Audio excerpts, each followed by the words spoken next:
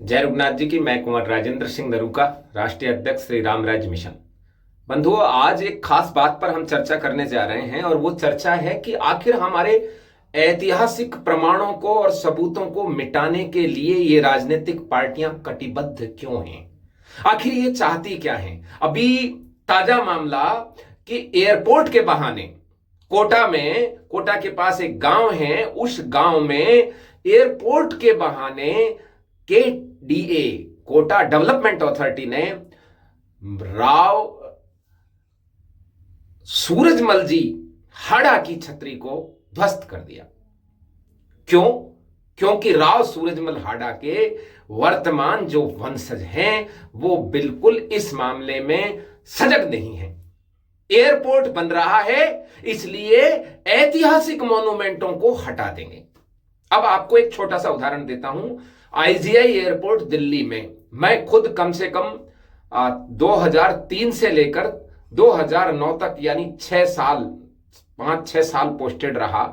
उस एयरपोर्ट के बीचों बीच मजार है पीर बाबा की, और वहां नारियल चढ़ाए जाते हैं, वहां प्रसाद चढ़ाए जाते हैं। एयरपोर्ट अथॉरिटी द्वारा स्पेशल बस चलती है और वो बस वहां जाकर के लोगों को लेके जाती है और वहां लोग जाते हैं एयरपोर्ट में, और सुरक्षा दी जाती है उनको कि इधर उधर ना चले जाएं, और सीधा एयरपोर्ट में जाके पीर बाबा की मजार पे जाते हैं। और एक तरफ यहां राव सूरजमल जी हाड़ा की छतरी को ध्वस्त कर दिया जाता है। मैं उस गांव के लोगों का धन्यवाद देता हूं, जिनमें धाकड़ जाति के और गुर्जर जाति के हमारे भाई हैं, जिन्होंने भरपूर उसका विरोध किया, और आज कोटा कलेक्ट्रेट में वो लोग धरना भी दे रहे हैं। कई सौ आदमी इकट्ठे होकर, धाकड़ गुर्जर समाज के सब लोग वहां पर पहुंचे हैं। उन सबको साधुवाद है और मैं उनको नमन करता हूं। लेकिन अब समझने की जरूरत यह है कि दिल्ली मेट्रो निकलती है और एक मस्जिद आ जाती है तो मेट्रो मोड़ दी जाती है। अकबर कहां से कहां क्या करने गया था, उसके पिलर लगे हैं तो हाईवे मुड़ जाते हैं। लेकिन यहां एयरपोर्ट जो है ऐसा आ जाता है कि सूरजमल जी की छतरी को ध्वस्त कर दिया जाता है। कोई बात नहीं है। सरकार किसकी है? सरकार तो हिंदूवादियों की है, राज्य में भी और केंद्र में भी। इसलिए अब क्षत्रिय बिल्कुल नहीं बोलेंगे। क्यों? कि उनके दिमाग में यह है ही नहीं कि ये पार्टियां हमारी पीठ में और छाती में, दोनों में छुरा घोंपती हैं। वो इसमें कांग्रेस बीजेपी ढूंढेंगे, ये नहीं ढूंढेंगे कि ये सभी पार्टी एक ही है। राजनीति से ऊपर उठ के सोचिए। महाराव सूरजमल जी हाड़ा की छतरी को ध्वस्त करना हमारे इतिहास पर हमला है। किसी ने भी किया हो, वो देश का देशद्रोही है। कोई सी भी सरकार हो, देशद्रोही है। अब कहेंगे अफसरों ने कर दिया। अफसर कुछ नहीं करते हैं, इनकी मानसिकता है। बीकानेर वाले ट्रस्ट में इनकी मानसिकता दिखाई दी, और अब राव सूरजमल जी हाड़ा की छतरी पे दिखाई दी। ऐसे ही दिल्ली के अंदर जब ये जो हवाई अड्डे का विस्तार हुआ और जब मेट्रो आई, तो जो महाराणा प्रताप अंतरराज्यीय टर्मिनल है, इंटरस्टेट टर्मिनल है, उसको इन्होंने महाराणा प्रताप की स्टैचू उठा करके कुदसिया पार्क में अलग से रख दी। और जब उसको दिल्ली की सरकार ने मांगा लगाने के लिए, तो चूंकि उस समय वहां सरकार जो नगर निगम में थी, वो जिनकी थी, उन्होंने देने से मना कर दिया। लेकिन अब 2 साल से सैली ओबेरॉय इस समय मेयर है, अब दोबारा क्यों नहीं लगाई गई वो? अब तो वहां वो सरकार नहीं है जो पिछली थी। तो कांग्रेस हो, समाजवादी हो, आप हो, बीएसपी हो, ये सब पार्टी एक जैसी है इस मामले में। यदि हमें सजग रहकर अपने इतिहास को बचाना है, तो हमको सबसे पहले आवश्यकता है हमारे 36 कौम के लोग जो क्षत्रियों के प्रति हमेशा वफादार रहे हैं, उनके साथ रहे हैं, कंधे से कंधा मिलाकर लड़े हैं, मरे हैं, कटे हैं, आपके खेतों को संभाला है, आपके पशुओं को संभाला है, उन सबसे मिलकर रहना पड़ेगा।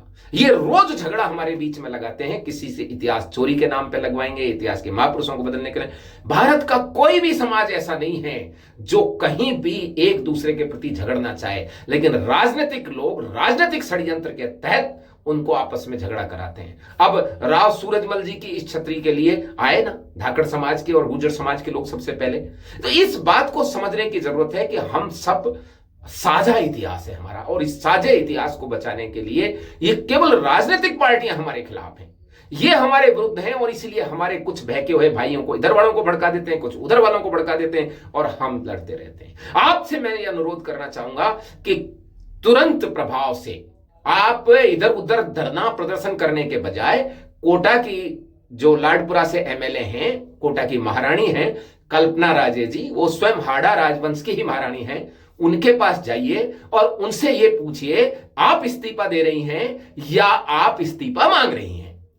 यदि ऐसा वो नहीं करते हैं तो इस बात को सबके सार्वजनिक रखें कि ये लोग महाराव के नाम पर, राव के नाम पर, राजा महाराजाओं के नाम पर एमएलए बन जाते हैं, लेकिन इतिहास को ये बिगाड़ते समय केवल मात्र विधानसभा और लोकसभाओं में ताली बजाते हैं। इतिहास इनका नहीं है, वो इनका तो कुछ बिगड़ेगा, इनको इतिहास के प्रति लगाव भी नहीं है। इनको तो इतिहास एक साधन है, संस्कृति एक साधन है जिसके सहारे से ये एमएलए एमपी बनते हैं। वो आपका और हमारा इतिहास है, वो इस 36 कौम का समाज का इतिहास है। जब वहां पर युद्ध हुआ होगा रतन सिंह जी और सूरजमल जी में, तो ऐसा नहीं है कि कोई व्यक्ति उस गांव के लोग नहीं मरे होंगे, वहां के भी लोग मरे होंगे, उन्होंने भी युद्ध में वीरगति को प्राप्त की होगी। ये गढ़ किले भवन महल ऐसे नहीं बन गए हैं, ये हमारे सबके रक्त से बने हैं, इसलिए हमारा सबका इतिहास है। तो मैं आप सबसे आह्वान करता हूं कि बिना बकवास किए, क्योंकि हम बकवास बहुत जल्दी करने लगते हैं, उसको उठाकर अब क्षत्रियों वाला मुद्दा बना देंगे। ये मुद्दा सबका है, इतिहास, सभ्यता, संस्कृति और परंपरा का मुद्दा है। और ये जो सब जातियां साथ लग रही हैं, इन सब जातियों को साथ लेकर कोटा के प्रशासन को, स्थानीय एमएलए को, स्थानीय एमपी ओम बिड़ला साहब को और जो कल्पना राजे जी महारानी है कोटा की, उनको साथ लेकर, यदि वो साथ नहीं चलते हैं तो उनके विरुद्ध भी आए, मुख्यमंत्री को और देश के प्रधानमंत्री को सचेत किया जाए और यह भी कहा जाए कि थोड़ा संभल के रहना, आगे यदि आपने ऐसा करा तो अभी हम सो नहीं रहे हैं। अरे तुम सोते सोते, सुस्ताते सुस्ताते तुम सोने लगते हो, सोते सोते तुम मरे की जैसी स्थिति क्यों हो जाते हो? यदि तुम अपने आप को मरे हुए का आभास दोगे तो एक बात मैं बता देता हूं आपको, मुर्दे को कोई घर में नहीं रखता है। मुर्दा चाहे पिता का हो शरीर या भाई का हो या बेटे का हो, घर में नहीं रखा जाता, उसमें सड़ांध हो जाती है, उसको शमशान घाट, शमशान में जाके फूंक के आया जाता है। इसलिए आप बैठे बैठे सुस्ताते हो, सुस्ताते सुस्ताते सोते हो और सोते सोते बेहोश जैसी स्थिति होकर मरे हुए का आभास दे रहे हो। आपके कोई लात मारता है, आपके कोई असर नहीं होता, तो मुर्दा बनोगे तो ये समाज के कंटक लोग और ये राजनीतिक लोग आपको और आपके इतिहास को शमशान में जाकर के फूंक के आ जाएंगे। इतनी सी बात कहना चाहूंगा। तुरंत प्रभाव से सब लोग सजग हो जाएं और 36 कौम को साथ देकर प्रशासन के खिलाफ शंखनाद करें। जय रघुनाथ जी।